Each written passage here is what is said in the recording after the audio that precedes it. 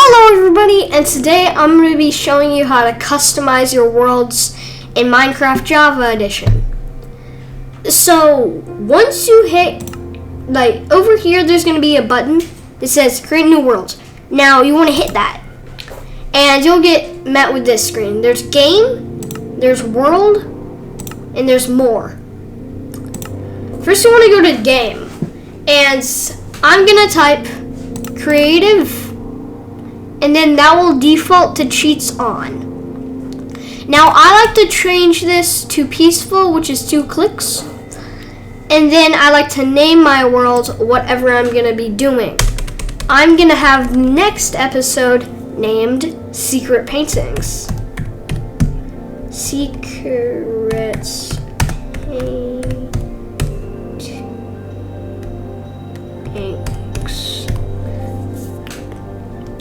Now, all you want to do is hit world.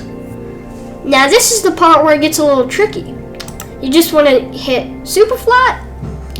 Then you can have generate structures on, bonus chest on or off. I am going to hit bonus chest on. It's totally up to you. Now, you can also leave a seed, but I don't really like to, so I'm just going to slam a bunch of keys on my keyboard, see what comes out. There's an R in there, gotta fix that. 8, 6, 7, 8.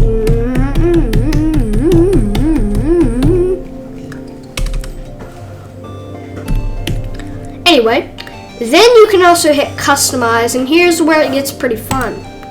You get this little screen right here.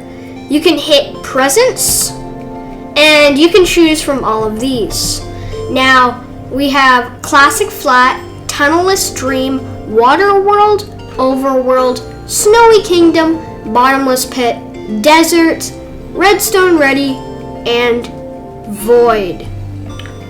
Now, the water world is probably the worst one out of all of them, and then the void is the second worst. But what I always like to go with is the overworld. You can get all of the blocks you're gonna need. Now after you select that, just hit cancel, or actually, no. Once you do that, I think you hit up preset, and then that's gonna give you this. I'm gonna remove the layer of bedrock. Then once you're done customizing your world, just hit done. Now, more is really not that important. Just the game rules. Okay. So it says the player, and the player's game rules are disable elytra movement. Check. This is off, and you'll see some are on, like deal fall damage, deal fire damage, deal freeze damage, keep inventory on death, after death. Now, sometimes I like to go into survival mode and test things out, so I'm gonna turn that one on. Now, you have all these, like the respawn radius, and allow spectators to, I don't know how to read, okay. And then you get all these, it's a lot. You can just go through them, spawn mobs. I like to turn this off, but it won't really matter, so, for the structures, so I'm gonna turn that off. So I don't get any bats. Then once you're done doing that, you can hit done and go to experiments. Now there's going to be this thing that says bundles. And bundles are these new little items that you can store other items inside, which I think is really cool, so I'm going to turn that on. Then you can also hit data packs, and of course there's going to be bundle in there. And then you can also open your pack folder, and you get this files. You can go to downloads, and usually there's going to be some resource packs in here. Actually, I don't know, just play around with it, have some fun. Now what you want to do is just hit done once again. Now go back to game, and you can finally create your new world. It's gonna look like this. Then once you spawn in, there will be a bonus chest. with all the items because I turned bonus chest on. Now, if you hit escape, there's going to be these. You got your options. Now, the difficulty's at peaceful, and you will yeah, you see all that. Now, you'll see also FOV. Now, you can turn this up. This is what the Quake Pro looks like.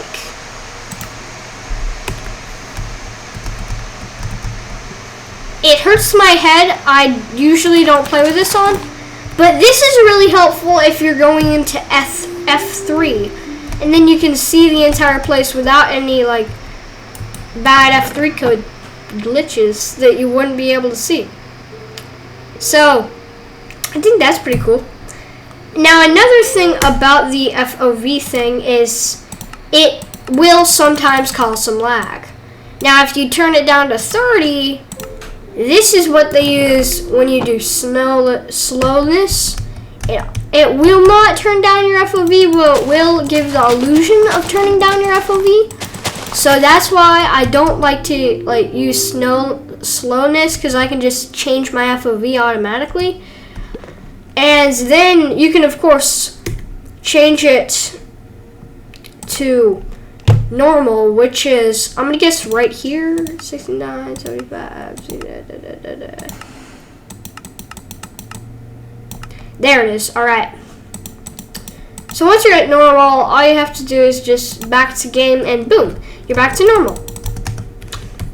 Now, there is some more perches or perks on this little options tab, like report bugs, and you can just open it in browser, copy to clipboard, and then just hit cancel if you want to get out of it. Open to LAN. Now this is the thing that you want to do if you want to make it a multiplayer world.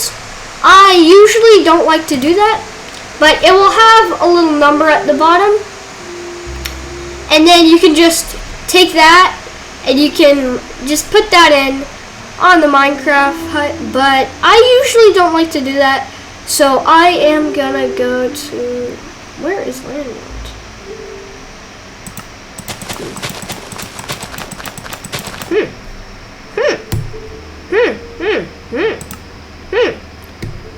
There's a bunch of things that you can do with this.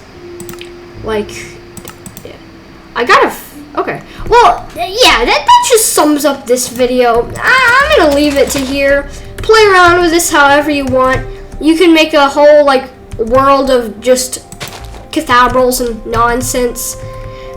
But it's a really fun thing to play around with. I use it a lot, and I think this is the end of the video. I don't have outros yet, so I'm just gonna leave you on a cliffhanger.